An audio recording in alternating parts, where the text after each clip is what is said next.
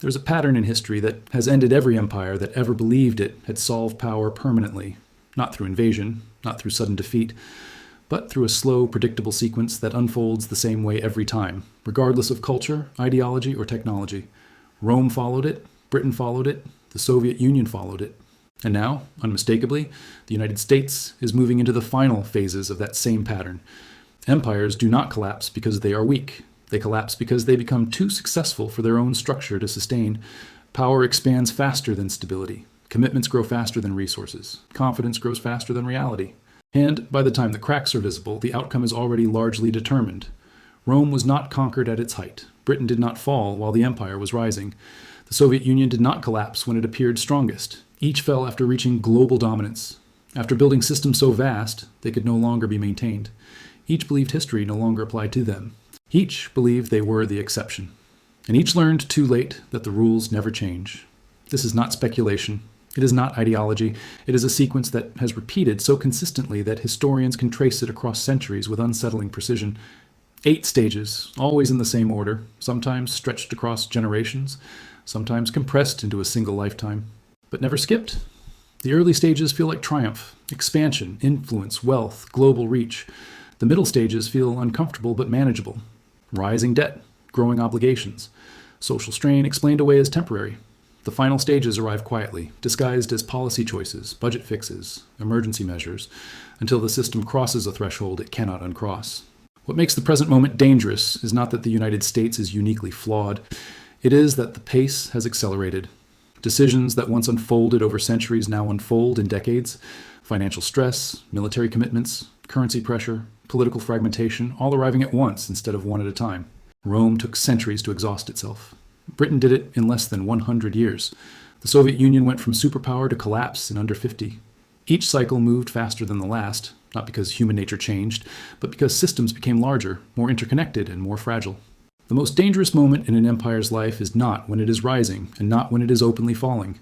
It is when decline is dismissed as impossible, when leaders assume the currency will always be trusted, the debt will always be financed, the military reach will always deter challengers, the internal divisions will somehow resolve themselves. That moment always comes just before the transition to the final stages. We are not watching this pattern from the outside. We are not early in the sequence. The United States has already moved beyond the point where reversal is simple. The indicators are no longer abstract. They are visible, measurable, and accelerating. And the next stage does not announce itself with collapse. It arrives quietly, then reshapes everything. To understand what comes next, you have to understand how this pattern unfolded before. Because history is not repeating by coincidence. It is repeating because the structure of empire has never changed, only the names. Every empire that reaches global dominance passes through the same structural sequence, regardless of culture or era. The details change, but the mechanics do not. Power concentrates. Commitments expand. The system grows more complex than the society supporting it. And from that point on, each stage sets the conditions for the next. Stage 1 is expansion. This is the phase every empire celebrates. Territory grows, influence spreads, trade flows outward, military victories reinforce confidence. The system appears self-sustaining. Success feeds more success, and the belief forms that growth itself is proof of permanence. Stage 2 is consolidation. Institutions harden, bureaucracies grow, rules multiply. The empire stops adapting and starts administering. This phase still feels stable, but flexibility is already declining. Decisions take longer. Costs rise quietly. The system becomes dependent on continuous input to function. Stage 3 is overextension. Commitments exceed capacity. Military forces are spread thin. Political promises multiply faster than resources. The empire begins defending positions simply because abandoning them would signal weakness. Every retreat feels unacceptable, even when it is rational. Stage 4 is financial strain.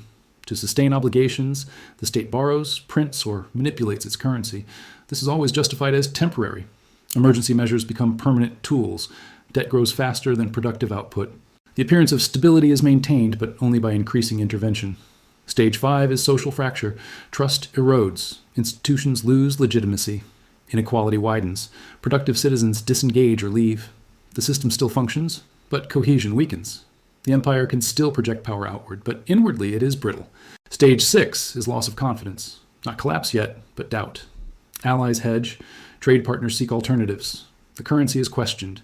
The empire still exists, but the assumptions that sustained it begin to fail.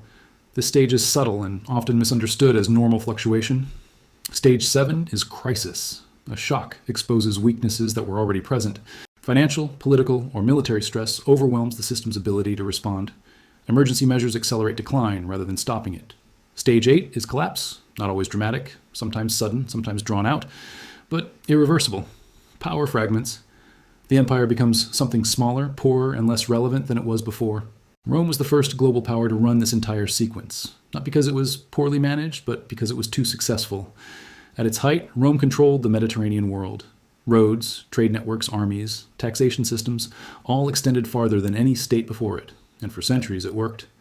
But the very scale that made Rome dominant also made it fragile. Defending borders thousands of miles long required permanent armies. Funding those armies required constant revenue. When expansion slowed, the math stopped working. Rome entered overextension long before it realized it had. To pay soldiers and administrators, Rome debased its currency. Silver coins were diluted with base metals. The face value stayed the same. The trust did not. Inflation followed. Trade weakened.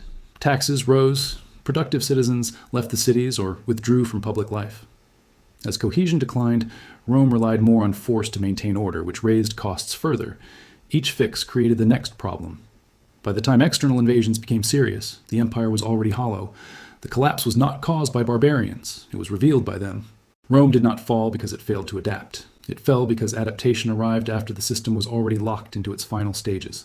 Britain followed the same sequence, even though it believed it had learned from Rome. By the late 19th century, Britain was the most powerful empire in human history.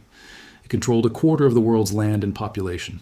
Its navy ruled the seas. Its currency sat at the center of global trade. London was the financial capital of the world. And like every empire before it, Britain believed its dominance was permanent. Stage 1 was expansion. Britain built an empire on trade routes, colonies, and naval power. It extracted resources, controlled markets, and enforced stability across continents. For generations, the system worked. Growth funded power, and power protected growth. Success reinforced confidence. Stage 2 was consolidation. The empire hardened into institutions. Colonial administrations expanded. Bureaucracy multiplied. Managing the empire became an end in itself. Costs rose quietly, but they were absorbed because trade was strong and the pound was trusted everywhere. Stage 3 arrived when commitments outpaced capacity.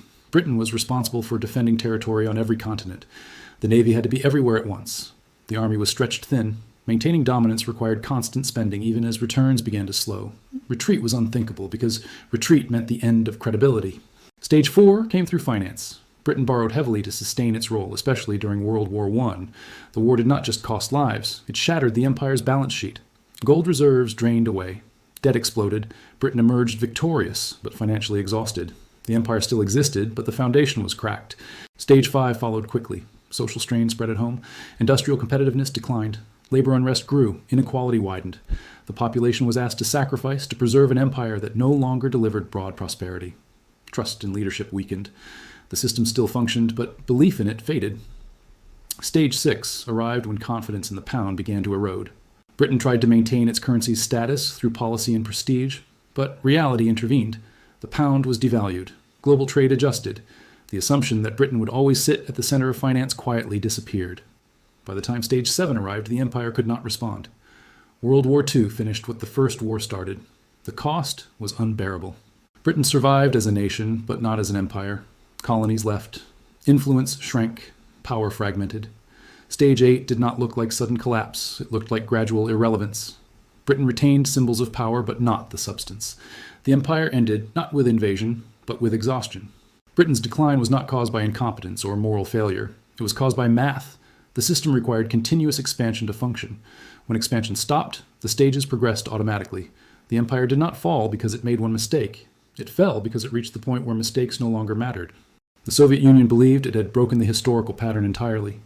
Its leaders argued that ideology had replaced economics, that central planning could outperform markets, that military parity guaranteed permanence. For decades, the system appeared to work.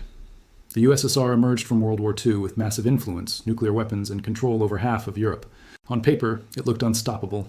Stage 1 was expansion. The Soviet sphere grew rapidly. Eastern Europe fell under control.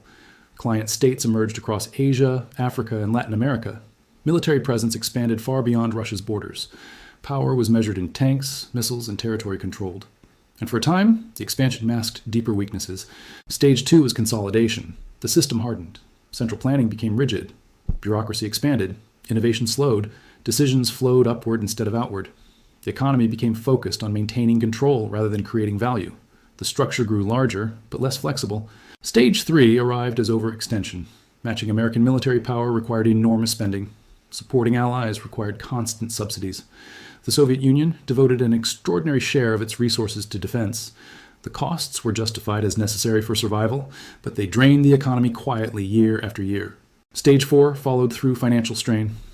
The Soviet system did not rely on global debt markets, but it still faced the same problem. It consumed more than it produced. Oil exports temporarily concealed the imbalance, but when prices fell, the gap became impossible to ignore. The state could no longer fund its commitments without cutting essentials. Stage 5 emerged as social fracture. Living standards stagnated. Shortages became routine. Trust in the system evaporated. Citizens stopped believing official narratives. Productivity collapsed because incentives disappeared. The system continued to function on paper, but it had lost legitimacy. Stage 6 arrived suddenly. Confidence vanished. Eastern European states broke away. Trade networks dissolved. The ruble lost meaning even inside the country. The assumption that the Soviet Union would always exist collapsed almost overnight. Stage 7 followed immediately. Political crisis overwhelmed the state. Institutions failed. Authority fragmented. Emergency measures accelerated disintegration rather than preventing it. Stage 8 came in silence. No invasion, no final battle, just dissolution. In less than 2 years, the Soviet Union ceased to exist. A superpower collapsed not from attack, but from internal exhaustion. The lesson of the Soviet collapse is not ideological. It is structural. The system could not sustain the scale of power it attempted to hold. Once it entered the later stages, outcomes compressed rapidly. What took Rome centuries and Britain decades took the Soviet Union only a few years. Each empire believed it had found a way around the cycle. Each believed its structure was unique. Each discovered that the stages do not care about belief. The United States entered this sequence later than Rome, later than Britain, later than the Soviet Union, but it entered it with far greater speed. After World War II, America held an unprecedented position. Industrial dominance, military supremacy, control of global finance, the dollar at the center of world trade. No empire in history had ever combined all three at once. Stage 1 was expansion. Military bases spread across the globe. Alliances multiplied. Trade networks were rebuilt around American power. The system worked because the United States produced more than it consumed. Growth paid for dominance. Dominance protected growth. Stage 2 was consolidation. Institutions expanded. Bureaucracy thickened. Rules multiplied. Managing the system became more important than questioning it. Costs rose, but they were absorbed because confidence in the dollar and American leadership remained absolute. Stage 3 arrived quietly. Overextension became permanent. Military commitments grew faster than capacity. Promises multiplied faster than resources. Every obligation was framed as essential. Withdrawal became politically impossible. The system required constant expansion just to stand still. Stage 4 followed through finance. To sustain commitments, the United States shifted from production to borrowing. The dollar was detached from gold. Debt replaced growth as the engine of stability. Deficits became normal. Emergency measures became permanent. The appearance of strength was maintained through monetary expansion rather than real output. Stage 5 is where the system now stands. Social cohesion has weakened. Trust in institutions has collapsed. Productivity growth has slowed. Inequality has widened. The population is divided, disengaged, and exhausted. The system still functions, but belief in it no longer does. This is the stage where empires convince themselves the damage is reversible. Stage 5 is not collapse. It is fragility. The structure still stands, but it no longer absorbs shock. Every crisis requires larger intervention. Every fix creates a larger distortion. The margin for error disappears, and this is where the transition begins. Stage 6 is the loss of confidence, not total rejection, but doubt. Allies diversify, trade shifts quietly, central banks reduce exposure. Alternatives are explored not because the system has failed, but because reliance now feels risky. This stage does not make headlines at first. It unfolds in policy decisions, settlement choices, reserve adjustments. The United States is entering this phase now, not suddenly, not dramatically, gradually. The assumptions that once went unquestioned are now openly debated.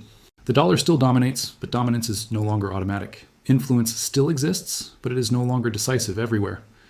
History shows that once an empire reaches this stage, outcomes accelerate.